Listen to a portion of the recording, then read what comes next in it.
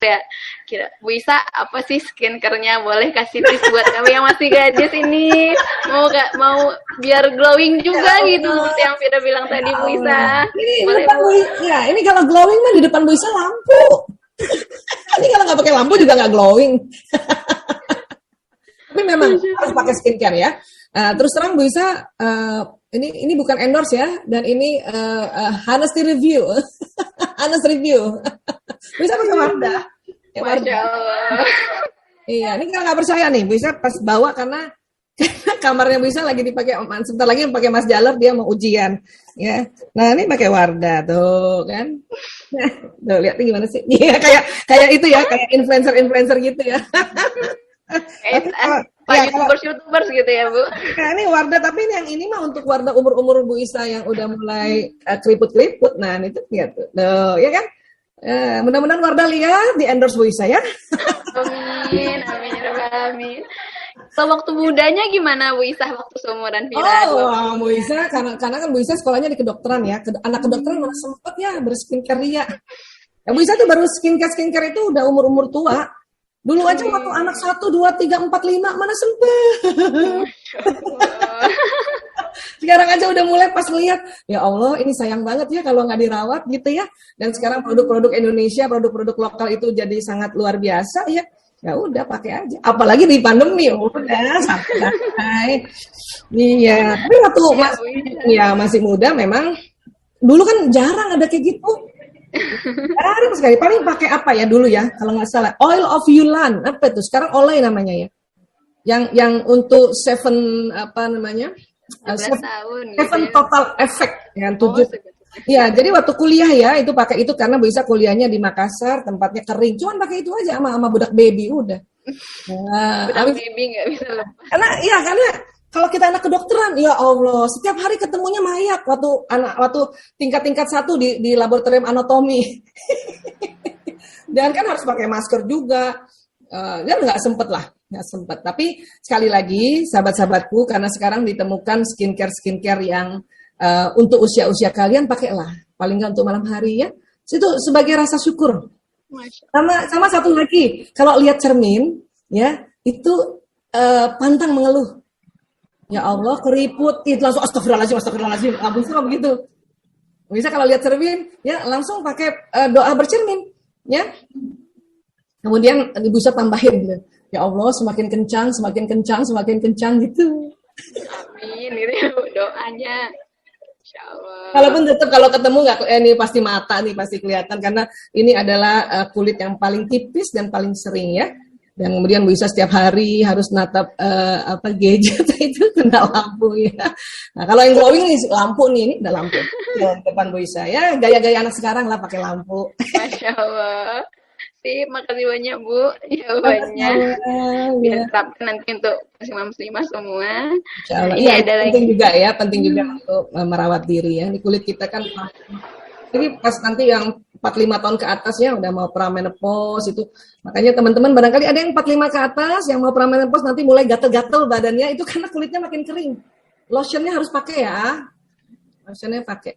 Dan tubuh yang paling suka itu 2 tubuh ini, lidah buaya sama zaitun. Itu tubuh kita senangnya itu.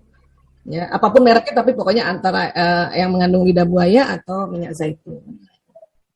Alhamdulillah nih baru kali ini gue seminar ada yang nanya skincare nih. Alhamdulillah. Lanjut ya Bu, lanjut next pertanyaan. Masya Allah. Lanjut ya Bu. Ini ada lagi pertanyaan tentang bagaimana cara mengatur mood agar tetap baik ketika masa haid bagi wanita karir yang kadang menemui banyak permasalahan di kantor yang sering memicu rasa amarah dan emosi agar bisa menyelesaikan pekerjaan permasalahan di kantor tanpa menguras emosi gitu. Kadang juga ya kita nggak bisa mengatur gitu, bisa di Indonesia nggak bisa libur ujian gitu, gimana cara mengatasinya gitu. Oke. Memang akan jauh lebih berat pada saat sahabat-sahabatku ini pas lagi mau mens atau mes harus tetap keluar rumah ya, tetap kerja di luar rumah ya, atau misalnya kalau lagi nggak pandemi kan tetap kuliah, tetap gitu ya. Itu memang jadi tambah berat. Betul deh, itu tambah berat. Hanya memang kita nomor satu kalau Ibu Isa ditanya, ya memang harus tahu siklusnya. Ya, harus punya catatan. Sehingga pada saat di antara siklus-siklus mau mens atau mens hari pertama sampai hari ketiga aja ya, itu mencoba menghindari kegiatan-kegiatan yang terlalu berat. Misalnya disuruh keluar kota, itu dari awal udah bisa negosiasi harusnya. Ya, dan tempat kerja yang baik adalah tempat kerja yang mengerti juga bahwa perempuan itu ada kondisi-kondisi siklus rutin bulanan.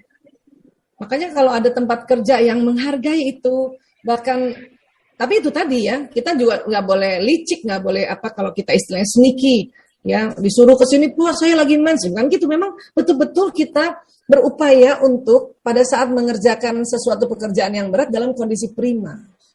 Ya. Nah, jadi sekali lagi kalau kantor-kantor yang baik itu yang ngerti itu, HRD-nya ngerti, pimpinannya juga ngerti. Biasanya kalau pimpinannya perempuan harusnya ngerti ya. Tapi nggak tahu juga ya kalau pimpinan perempuan kadang-kadang suka nggak ngerti juga ya, maksakan. Dan itu tadi suka alasannya, jangan alasan ini menstruasi. Bagaimana dia alasan ini memang fakta kok. Ya, jadi sekali lagi menurut Bu Isa ya, karena kita belum tentu juga tahu institusinya atau kantornya bijak apa enggak, ya coba udah mulai harus dicatat. Mens hari pertamanya aja catat di agenda. Nanti mulai kelihatan tuh di dalam 2 bulan, paling nggak 2 bulan, oh saya yang 26 hari, saya yang 28 hari. Jadi udah bisa kebaca gitu.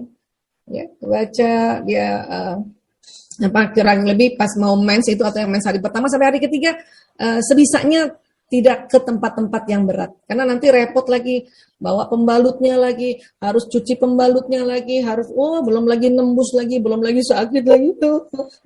Ya, nah, kayak gitu ya. Oke. Insya Allah. Terima kasih banyak jawabannya, Bu. Kita lanjutkan ya, Bu. Selanjutnya, Bu Isa izin bertanya, apakah penyumbatan pada saluran tuba terkait dengan hormon? Gitu pertanyaan. Penyumbatan apa sayang? Tadi terputus-putus. Saluran tuba. Oh, tuba falopi. Tuba falopi, ya. Jadi tuba falopi itu yang ke ovarium ya, yang begini nih kan kita tuh punya di dalam reproduksi perempuan tuh begini dia. Ya. Jadi tangannya kelihatan nggak sih? Begini. Jadi ini tangan di sini namanya fimbriae, di sini ada indung telur, bulat giniin. Yang sebelahnya yang kiri juga ini ada namanya persis kayak tangan. Itu dia mencengkram atau pegang indung telur. Ya, nah jalan yang di sini ini menuju rahim itu namanya tuba falopi atau saluran falopi.